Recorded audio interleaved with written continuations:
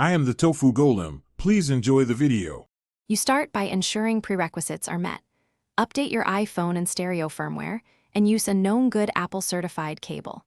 Once done, plug in the cable directly to the main USB port rather than a passenger port, and avoid USB hubs or long adapters. Make sure Bluetooth audio is off so Carplay uses a stable wired connection.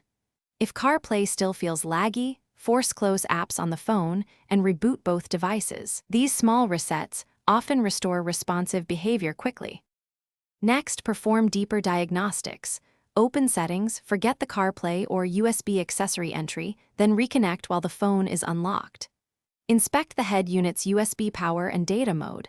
Some ports prioritize charging over data. Swap ports to test. Also, turn off extras like phone mirroring, smart routing, or any experimental Carplay features in the stereo menu because they add overhead. While reconnecting, watch for dropped frames or lag patterns. That helps pinpoint whether the issue is cable, phone, or head unit related. To finish, if you've exhausted other steps, back up radio presets and perform a factory reset of the head unit. This clears corrupted settings that cause delay. Once reset, reconnect with the certified cable and test responsiveness.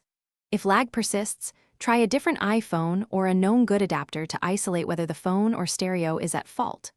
One key troubleshooting tip: swap to a new OEM/Apple certified Lightning cable before any expensive repairs. Many delays are caused by poor cables or intermittent data connections. Thanks for watching. Consider subscribing if we helped you today.